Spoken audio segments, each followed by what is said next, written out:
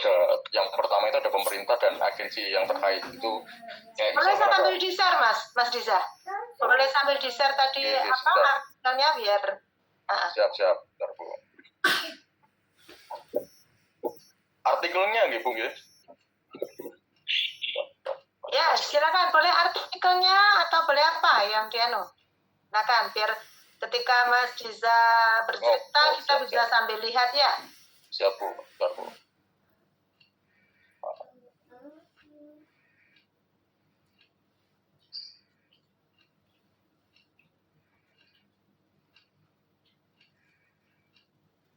Apakah sudah terlihat?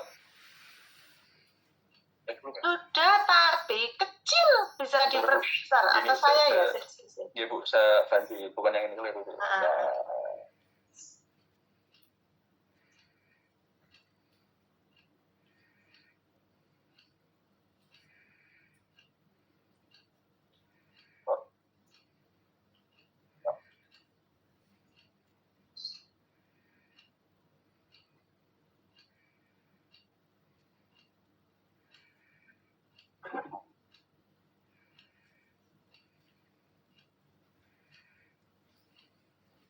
Ampun, Bu. Ya, sudah. Jadi di artikel yang soft drink tadi itu ada 4 aktor yang kami klasterisasikan ya. Yang pertama itu ya pemerintah dan agensi yang terkait. Itu ada beberapa aktor yang terlibat. Yang pertama yaitu Latvian Food Center. Itu dia memainkan peran dalam koordinasi antara lembaga penelitian terkait, yaitu terkait kebijakan makanan dan nutrisi. Jadi dia berperan penting dalam hal pengkoordinasian lembaga penelitian terkait untuk hal food centernya itu sendiri ya. Terus kemudian itu Ministry of Health atau Kementerian Kesehatannya, itu dia berperan penting dalam membuat kebijakan kesehatan masyarakat. Kemudian yang ketiga itu Ministry of Finance atau Menteri Keuangan. Kemudian Health Promotion Center itu mendukung kampanye kesadaran tentang diet sehat meskipun pengaruhnya terbatas, yaitu pada komunikasi dan pendidikan masyarakat terkait dengan bahaya dan soft drink tersebut. Kemudian Ministry of Agriculture itu tidak terlalu mendukung kebijakan yang membatasi produk makanan dan minuman karena seringkali berfokus pada pertumbuhan ekonomi agriculture itu sendiri. Kemudian di local government office itu biasanya kadang-kadang itu mendukung inisiatif lokal terkait dengan pengurangan konsumsi minuman ringan, tetapi pengaruhnya berbasis di tingkat lokal gitu ya. Kemudian aktor yang kedua itu NGO, itu ada Consumer Group sama Parents Association. Jadi untuk Consumer Group itu memainkan peran dalam memberikan tekanan pada pemerintah untuk menerapkan regulasi. Kemudian untuk yang Parents Asosiasi atau asosiasi orang tua begitu ya, itu mendukung kebijakan yang membatasi konsumsi minuman ringan di sekolah.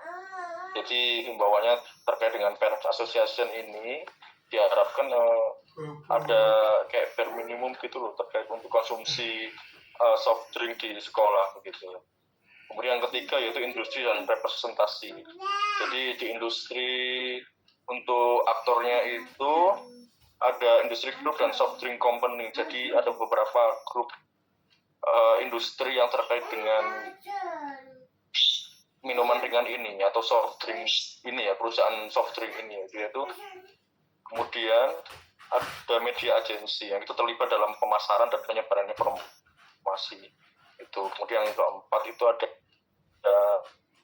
secara nama ya endocrinologist, kemudian medical school professors and public health professors, kemudian dietitians and nutritionists, kemudian primary and high school directors dan guru, dan terakhir yaitu orang tua itu sendiri, yaitu mereka mendukung langkah-langkah untuk mengurangi paparan anak-anak terhadap minuman manis, yaitu seringkali menjadi penggerak utama perubahan.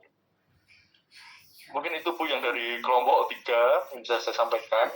Terima kasih. Wassalamualaikum warahmatullahi wabarakatuh. Ya, terima kasih Mas Diza ya. Ini tadi ada sebentar. Ada lagi? Tadi jadi sudah bisa membayangkan ya. Untuk menghemat waktu. Lanjut satunya siapa? Atau cukup kelompoknya Mas Diza aja atau ada yang lainnya? Kelompok lainnya juga ingin presentasi? Sebetulnya cukup Bu Erna karena memang pembagiannya. Oke. Jadi kemudian saya tema selanjutnya yang tadi saya tanya, dengan ilustrasi tadi sudah bisa membayangkan enggak? Kalau misalnya punya riset tentang stakeholder, memetakan stakeholder, siapa saja stakeholdernya gitu, sudah ada gambaran? Insya Allah sudah ada gambaran ya, Nah, sekarang saya akan membahas, langsung saja saya berikan contoh satu aja tentang artikel tentang policy innovation, inovasi kebijakan. Jadi saya berharap salah satu di antara Anda kemarin sudah ada yang menghubungi saya, konsultasi secara informal, Bu, kalau saya ingin melihat inovasi kebijakan itu bagaimana? Boleh enggak? Nah, oke, saya kasihkan contoh ya.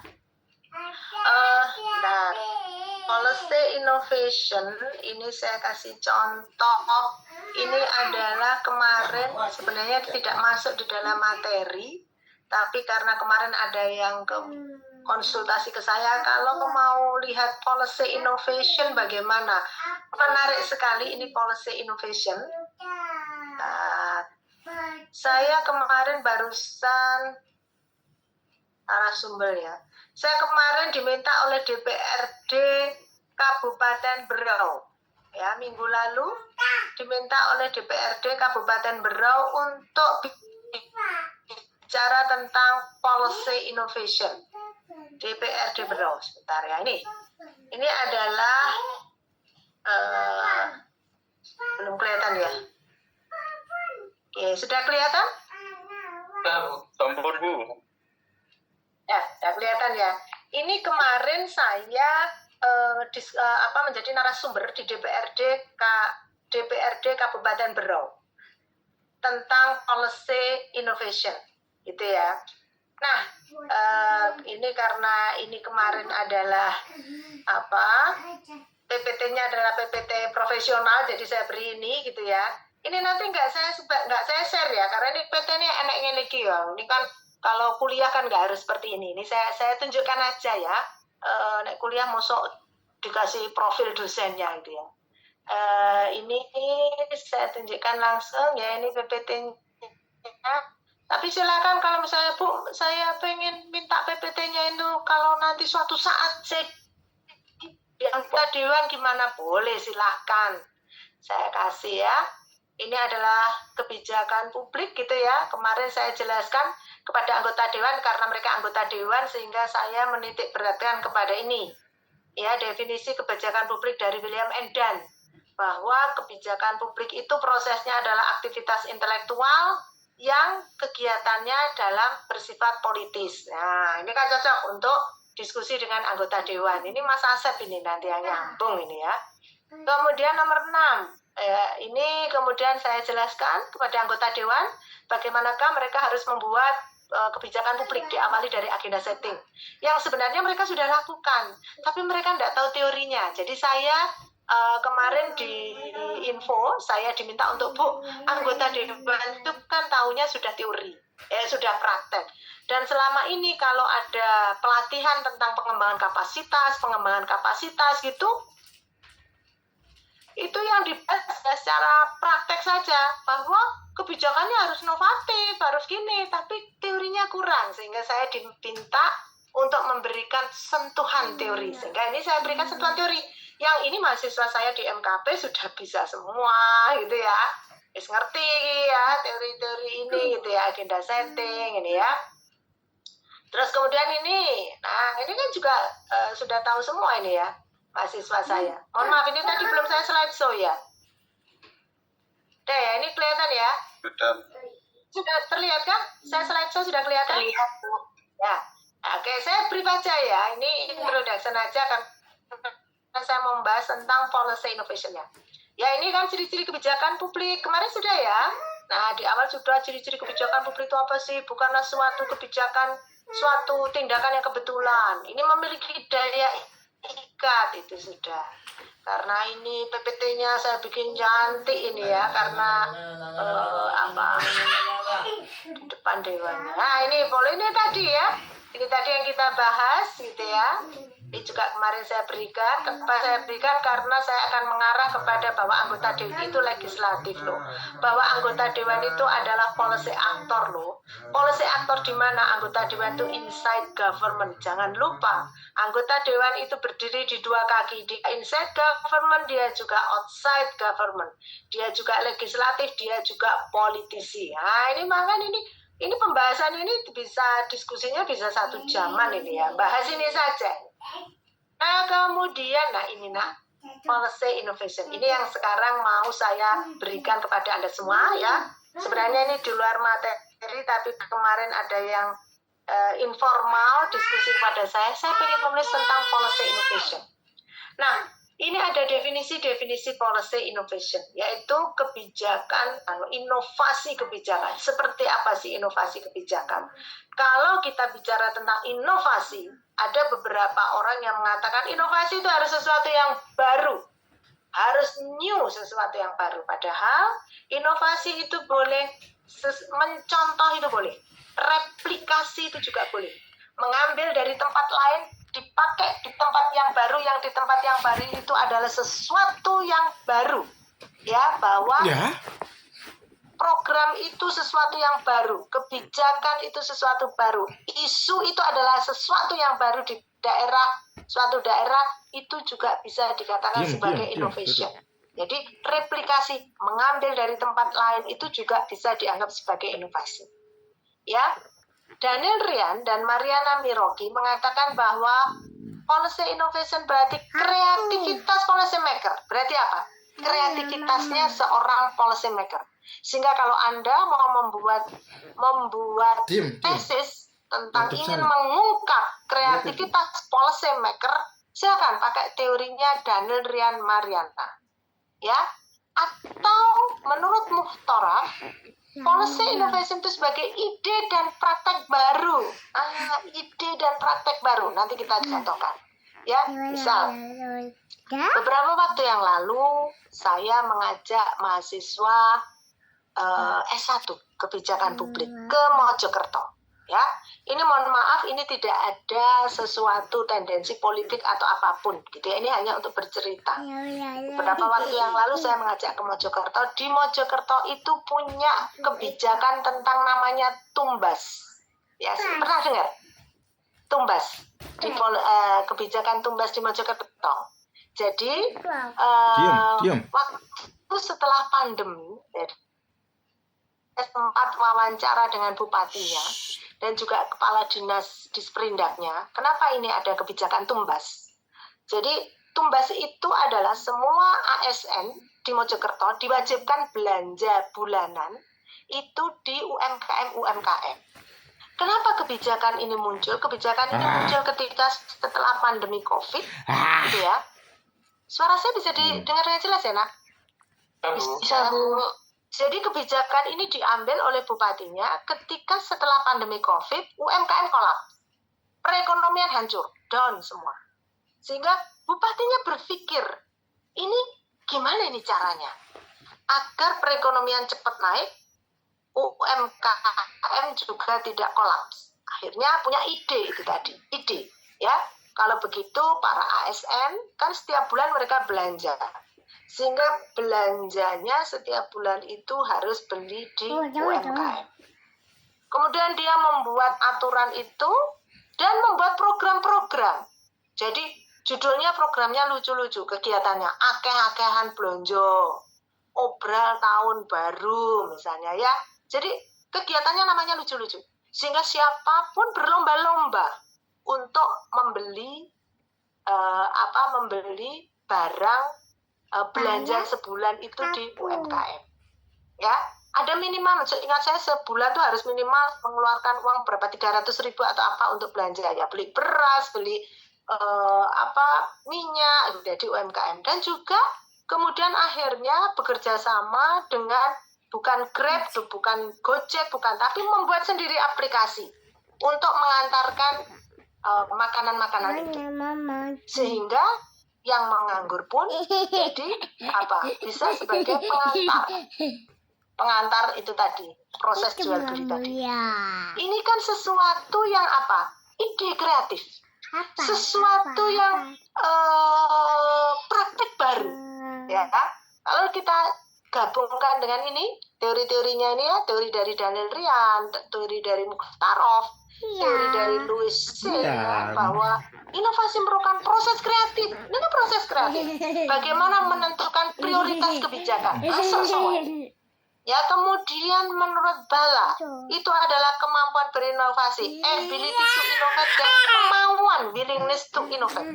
Ini yang kadang-kadang tidak dimiliki oleh seorang policy maker. Mampu berinovasi, tapi tidak mau untuk berinovasi, willingness to innovate. Ya, ngerti tak? tidak Dibahas ngerti ngerti. ada kemauan. Ini jarang loh orang yang mau berinovasi gitu. Ya. Kemudian menurut Alvarez ya, ini adalah share isu kebijakan, umpan balik dari publik. Ya, publik diajak juga berdiskusi, diminta untuk memberi umpan balik terhadap suatu kebijakan. Jadi ini adalah policy innovation. Silahkan salah satu dari Anda ya membuat bukan artikel tapi tesisnya nanti tentang policy innovation. Kalau Anda menemukan ada kebijakan dari suatu pemerintah daerah seperti saya contohkan tadi ya, kebijakan dari perbuk tentang program tumbas. Ya, tumbas itu termasuk policy innovation kalau diteliti. Ini mahasiswa saya S1 sudah saya ajak ke sana. Kebetulan mereka mengambil mata kuliah kebijakan dan pelayanan publik. Ya, mata kuliah saya kebijakan dan pelayanan publik dan pengukuran pelayanan publik, sehingga saya ajak ke sana. Oke, ini bagusin, termasuk kebijakan yang inovatif. Nah, silakan yang ini kan dari beberapa daerah atau dari beberapa kabupaten ya, misalnya menemukan ada kebijakan dari bupatinya yang bagus atau ada program yang bagus yang menarik, silakan cari, pakai teori ini, policy innovation. Menarik ini. Inovasinya di mana? Apakah misalnya idenya apa?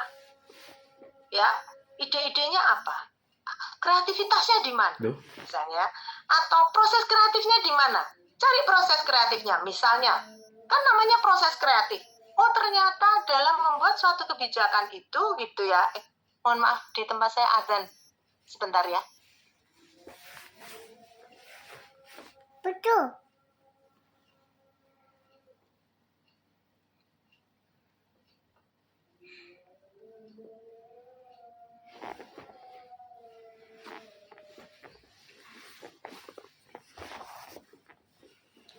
Hijau. Hati dah.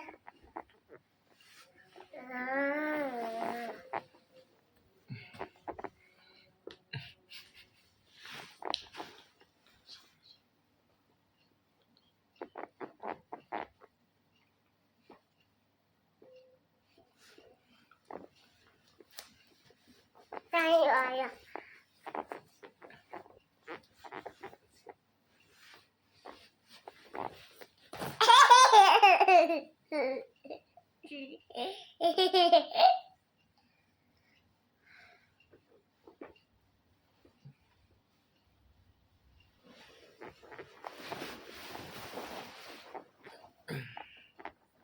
Aduh.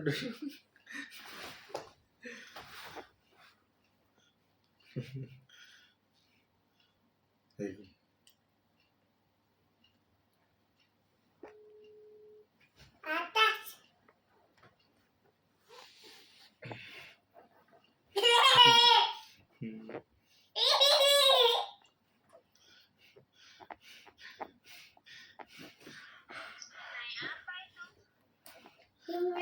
Singa. Ya, memang ayah seperti itu. Singa yang tidak mandi berbulan-bulan.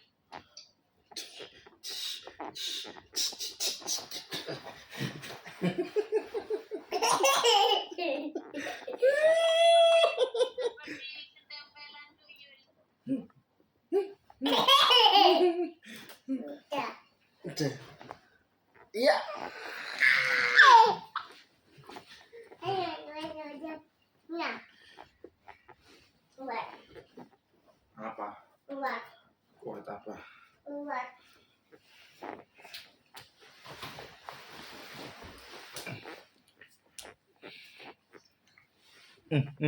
Ojo bocah kari rambutku bocah apa ya apa sih lek kamu iki maumu ya apa maumu kak wong pacaran aja wong pacaran ayo ngomong terus apa beb bilang beb apa beb ngantuk ya pupuk kalau dewe tanya sopo ngomong apa saya apa boleh saya lanjutkan sebentar ya? Nah, setelah ini mungkin silakan kalau mau break untuk sholat zuhur ya. Ya ini lanjut ya. Jadi seperti itu ya. Saya berharap nanti ada salah satu dari Anda yang membuat tema tesisnya itu tentang policy innovation. Policy innovation dalam kebijakan apa? Lihatlah policy inovasinya apa, gitu ya. Lanjut, nah ini kalau ini intinya ya, kalau policy innovation, kalau ini karena kemarin saya bicara di depan DPRD sehingga saya membahas fokusnya adalah bagaimanakah seorang anggota dewan itu berarti apa? Ini mencari masalah, gitu ya. Berinovasi dalam mencari masalah sehingga kemudian saya lanjutkan dengan ini masalah kebijakan gitu ya, pasti masalah kebijakan gitu ya. Kemudian kalau ini kemarin karakteristik masalah kebijakan gitu ya, Anda sudah dapat ya di mata kuliah analisis kebijakan publik ini ya, masalah kebijakan ya. Ini juga kemarin saya jelaskan sedikit, ini Anda semuanya udah paham ini sudah diajarkan di analisis kebijakan publik ya. PPT ini sudah saya berikan slide ini. Nah, kemudian ini terakhir ini juga ada di mata kuliah analisis kebijakan publik. Ingat apa enggak? Semoga masih ingat ya. 5 pertanyaan. Nah, 5 pertanyaan di masalah kebijakan. Ini loh sebenarnya. Pakai 5 pertanyaan ini loh Anda itu sudah bisa bikin tesis. 5 pertanyaan ini ya dipakai ya. Oke, lanjut. Ini seperti biasa. Ini kemarin saya carikan di Post Viewer gitu ya. Saya coba pakai Post Viewer dengan keywordnya policy innovation, shortnya Scopus, kata kuncinya policy innovation, ada 690 artikel ya dengan tema policy innovation. Mari saya tunjukkan ya.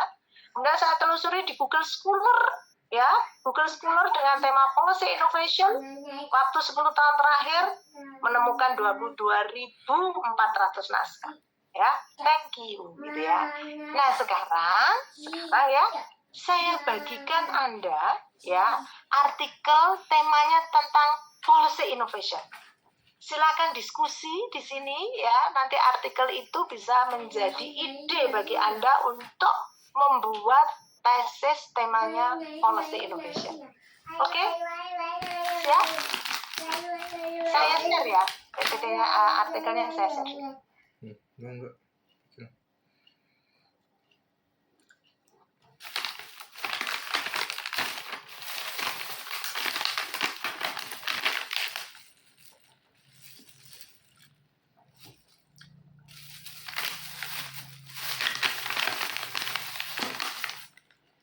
Izin Bu Erna sambil tanya, boleh Bu? Boleh nak, boleh. Terkait policy innovation Bu, berarti policy innovation itu terikat konteks juga ya Bu, maksudnya begini, misalkan di kota A itu sudah ada kebijakan yang bagus untuk menangani masalah tertentu gitu ya, kemudian di kota B karena mengalami masalah yang serupa gitu ya, ingin mengcopy kebijakan yang ada di kota A. Nah untuk di kota B kebijakan itu benar-benar baru gitu bagi kota B, itu berarti apakah bisa dikategorikan inovasi kebijakan juga apa tidak ya Bu ya? Bentar. Suara saya sudah terdengar? Iya, sudah Bu. Sudah terdengar, oke. Jadi gini, boleh, nah intinya boleh. Jadi kebetulan saya sebagai timnya Kemenpan RB, ya. Jadi Kemenpan RB itu kan punya one agency, one innovation, ya. Jadi satu instansi punya satu inovasi, ya. selama ini yang dipahami, inovasi itu harus sesuatu yang baru. Sehingga para pemerintah daerah itu kemudian membuat inovasi baru, banyak inovasi. Anda bisa cek di top 99 ya. Inovasi pemerintah daerah yang ada di top 99, kemudian top 40, top 30 sampai top 9. Ya. Lihat aja di top 99. Tiap tahun muncul inovasi pemerintah daerah di top 99. Berbeda semuanya. Ya, sampai inovasinya banyak sekali. Kemudian inovasi itu setelah bikin inovasi karena semangatnya hanya just a project, cari inovasi akhirnya tidak ada keberlanjutan.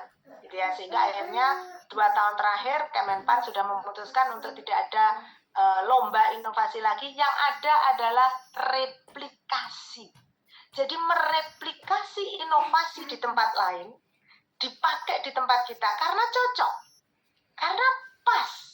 Jadi seperti tadi yang dari Mas Prasetyo tadi mengatakan ada kebijakan di tempat lain yang kemudian sebenarnya kasusnya sama dengan di tempat kita.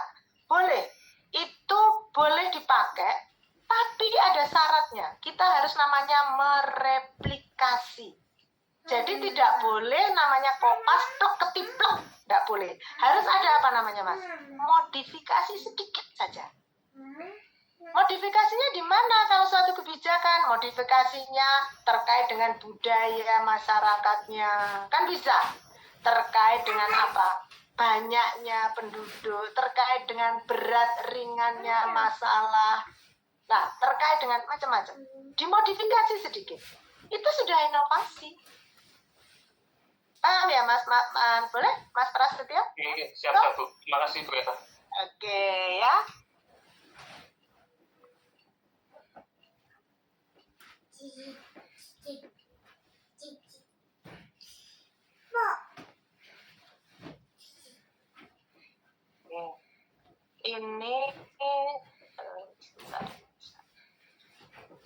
Ini sudah saya PPT saya di mana nih? Sorry, share screen saya apa ini PPT ya?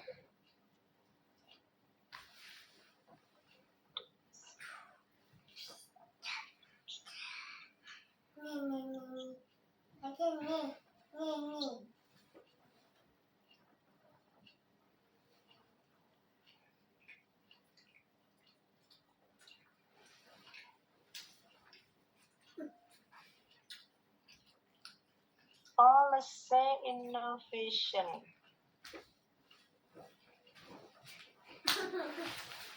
Itu sudah saya share satu.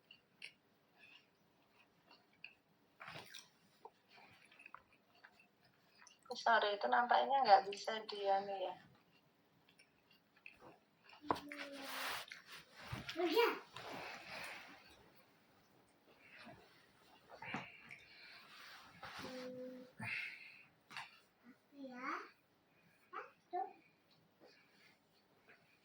Sorry, itu salah itu yang saya kirim ya. Saya kirim salah. Saya kirim linknya aja ya, Nak. Saya kirim linknya aja ya, dibuka sendiri ya. Boleh, Bu. Boleh, saya kirim linknya, dibuka, nanti tolong di ya.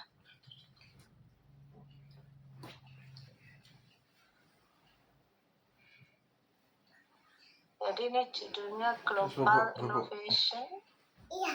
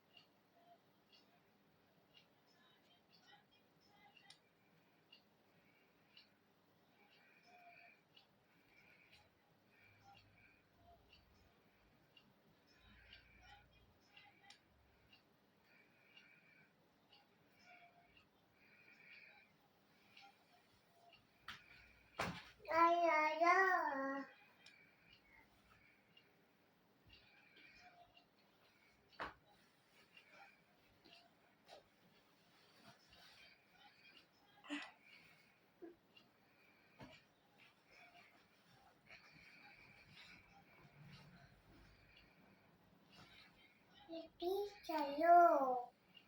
Bisa yo. Bisa yo. Bisa yo. Bisa yo. Bisa yo. Bisa yo.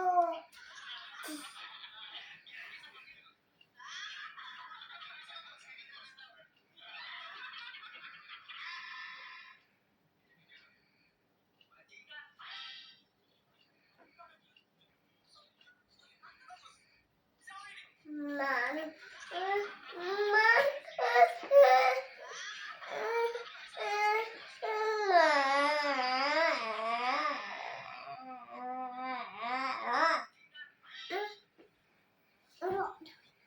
Sudah. Sudah. Tulis.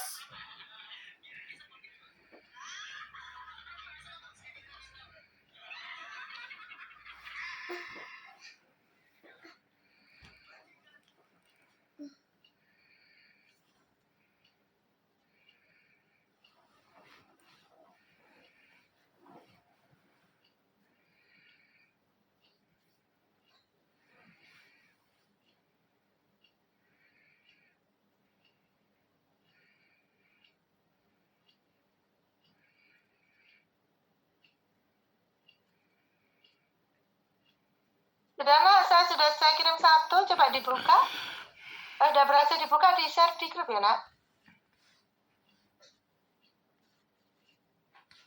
Tulis. Tutup. Tutup.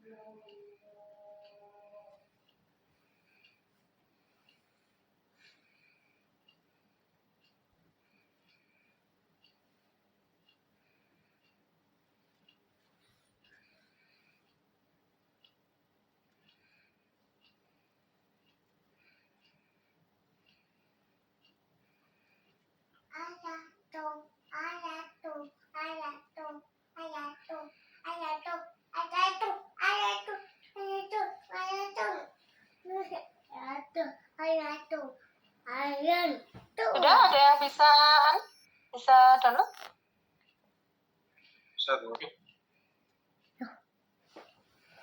Mama. Mana mama? Mama. Saya ngecas HP laptop saya. Mana, Anaknya mau mati. Mama? Saya sebentar, saya geser dulu. Ma? Ayah, Ma. Ayah? Mama, ayah. Mama?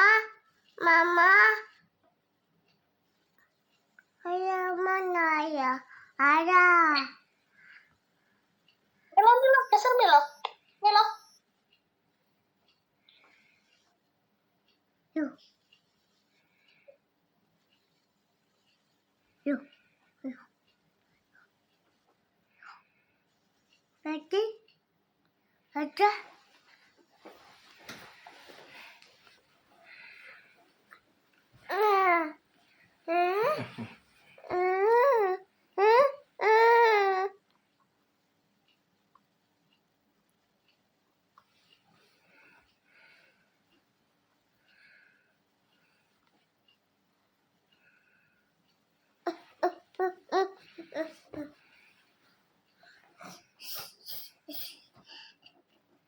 Serius?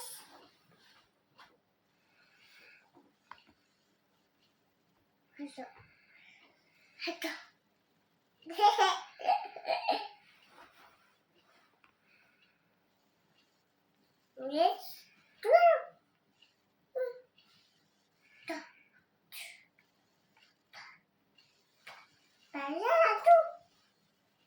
Lihat atas, atas, lihat atas, lihat opo, iket topo, iket tapa, iket topo, iket, ket.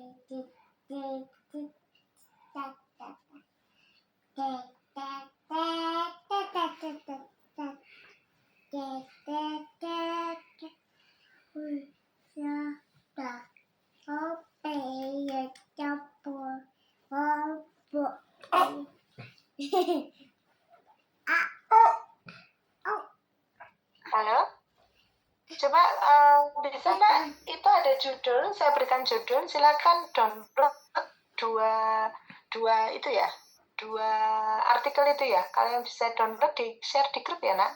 Jadi 2 artikel itu ya. Ya Bu.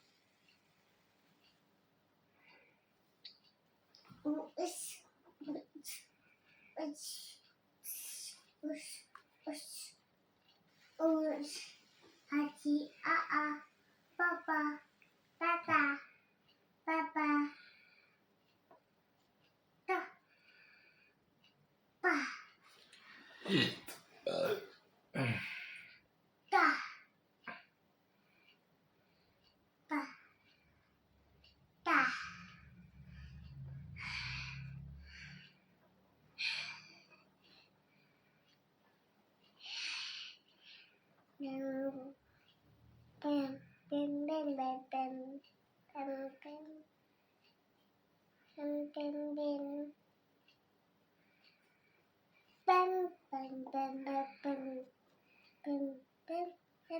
Kalau ada yang sudah berhasil mendownload 2 artikel itu, di share di grup ya nak. Ya.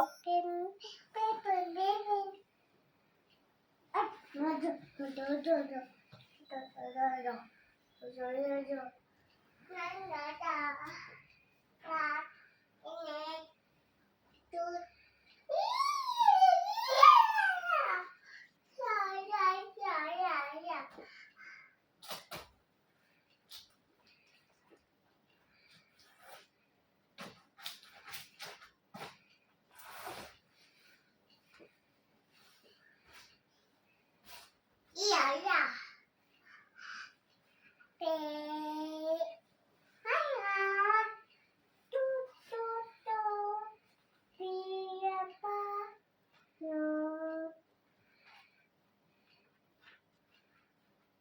Saya lihat di grup nggak ada yang share ini tadi. Ini MKP berapa? 1 ya nak?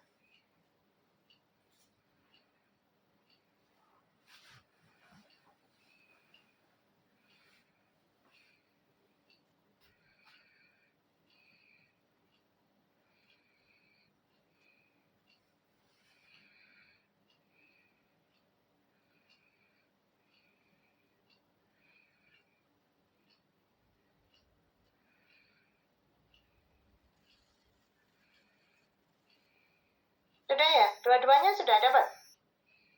Ampun. Sudah dapat? Oke. Saya ini saya bagi menjadi 2 grup ya. Nanti yang breakout room 1 membahas tentang artikel 1, breakout room kedua membahas yang kedua. Gitu aja ya. Jadi nggak usah dua-duanya. Boleh? Ya Bu. Boleh? 30 menit sampai jam berapa? 30 menit Bu. cukup kah? Iya Bu. Oke, cukup ya. Jadi nanti hari ini saya anggap 2 mata kuliah ya, 2 materi ya. Silakan saya masukkan di grup dan silakan break untuk sholat duhur dulu. Boleh. Tapi posisinya sudah saya masukkan ke breakout room ya. Masuk ke breakout room, kemudian silakan nanti kita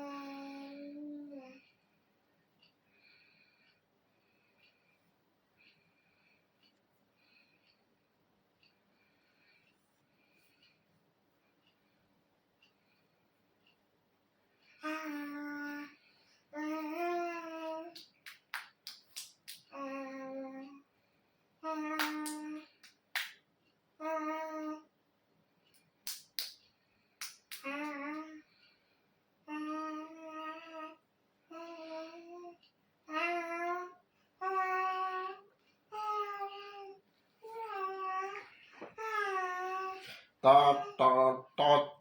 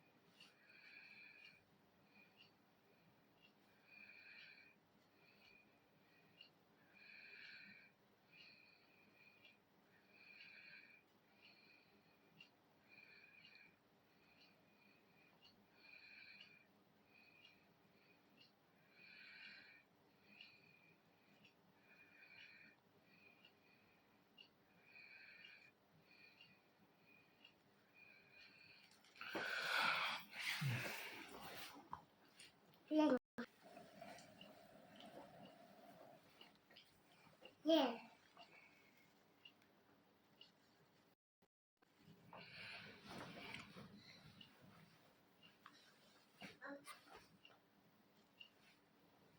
Pengen apa? Apa? Iya. Otot. Iya.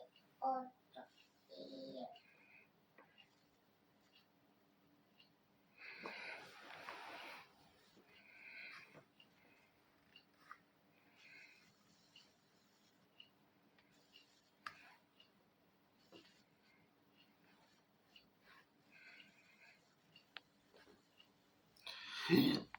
A.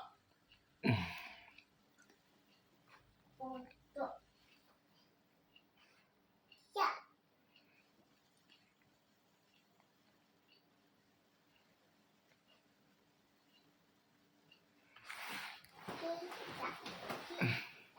Cincin bisa buka kepala dada mau apa cita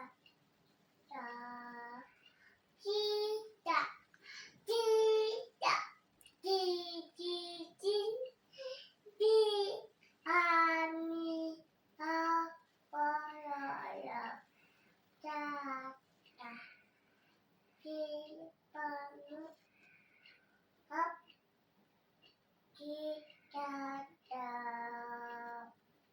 hebat ki ki i i i ki i i i i i